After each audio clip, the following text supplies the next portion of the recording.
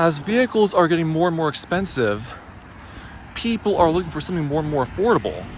So, is this Kia K4 going to remedy that? Let's find out. So, up front, in terms of the design, we see that Kia is implementing basically their star map LED daytime running lights on the K4. So this is also similar to what's on the EV9, the Sorento over there, as well as the Carnival back there. And we see a slimmed down tiger nose grille like we see over on that K5 right there. And this is what Kia's been doing in terms of design lately. Now, stepping over to the side, we see 17-inch alloy wheels, painted alloy wheels. It would look a lot better if it were not dirty, but it is what it is. And we get a very coupe-like stance because there's a hidden door handle for the rear door handles. As you can see, that's your rear door handle. The front door handle is actually exposed. It's easy to get to. See? Rear door handle. It's very sleek overall and kind of coupe-like too. And stepping on back here, it does have a hatchback resemblance, even though in fact it is a sedan. You get a competitive amount of space back there, and underneath the floor you do get a compact spare tire with equipment to change it and a scissor jack, even though personally I don't care for scissor jacks, but it is what it is. Now, stepping on inside of the vehicle, rather first, let's see the window sticker. This is a GT line. If you didn't see the badge, 2025 K4 GT line. It is in current red, which is a premium color option. And like I said, it would look a lot better if it were not dirty. And you can read all through that if you want to. And I stand corrected, they're 18-inch alloy wheels, not 17-inch. Though, the 12.3-inch touchscreen display is something we do get across the board, though in different variants. You also get wireless Apple CarPlay and Android Auto standard. In addition to the 12.3-inch display. So, stepping in here, this will basically look like one big touchscreen, rather one big screen. Even though on the lower end trims, there'll be a 4.2-inch screen here in between the speedometer and tachometer. And then to the right of that will be your 12.3-inch screen. And then all your climate controls will be down here. As opposed to in this car, there will be a 5-inch screen in between this screen and that screen, where most of your climate controls are, but you can still control your temperature through these toggles here. And your fan speed as well, and your mode. Now, stepping on in here, we do have a leather-wrapped steering wheel, buttons to control information on the display, as well as the cruise control and the lane keeping assist. And drive mode button is on the steering wheel.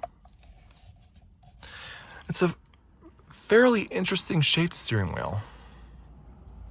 We also get an offset logo. It's not center like on the EV9. We also get our mode for the audio, as well as button to activate our voice commands. And then our volume scroll wheel, I should say. Programmable button here, programmable button there. And this is our volume scroll wheel. And down here we do get two USB-C ports. If you press this button, it'll change this from a charge-only port to now it'll also be a data transfer port as well. And this down here is a wireless charging pad. Press this, and you get a 12-volt port, 12-volt power port.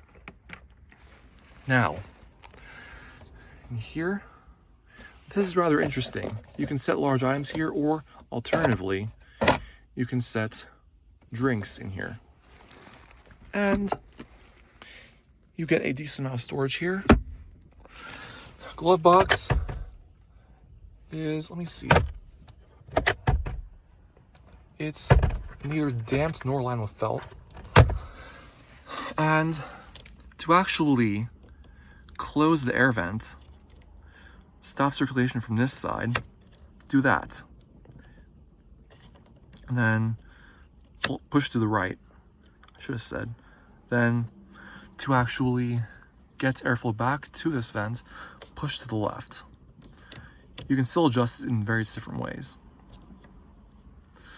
Now,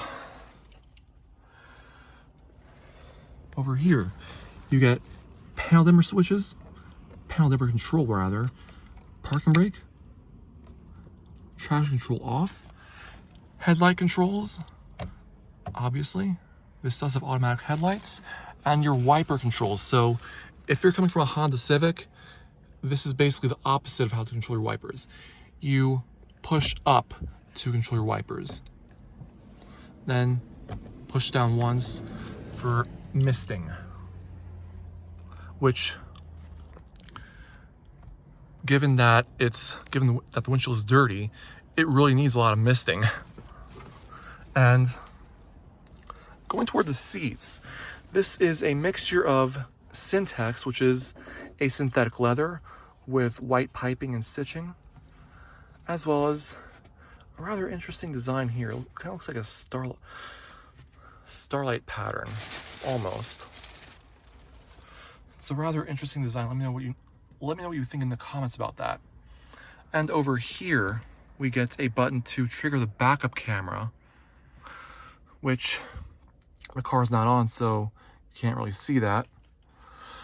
Overall, I do have good room up here at 6 feet tall, and something I should mention is these seats are also heated. And going back to the doors, get mirror controls here, our power window controls here, obviously. The front two are automatic up down. The rear two are not, so you do have to hold them, which is inconvenient. Now, going to test out the rear seat room, which you can do by opening that hidden door handle like I showed you earlier. Now, if you're someone my height, at 6 feet tall, headroom is going to be a problem. Now, leg room, knee room, not so much. Now, looking down here, we have 2 USB-C ports and a little storage cubby, and that star map or starlight pattern does carry over into the back, and we get 2 cup holders, which is always nice. Up here we get 2 LED map lights for the rear, and they fade out just like up there. Yep, that is the case up there, and even pressing that button will turn on the ones in the back.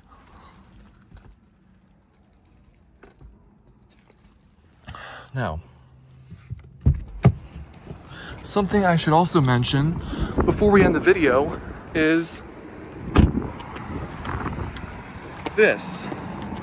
The final assembly point is in Mexico.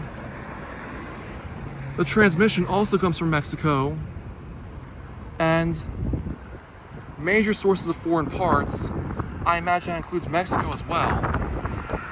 35% as opposed to 45%. And for vehicles in this car line, US/Canadian parts content, I don't know if that includes the US or Canada or a mixture of both, 20%.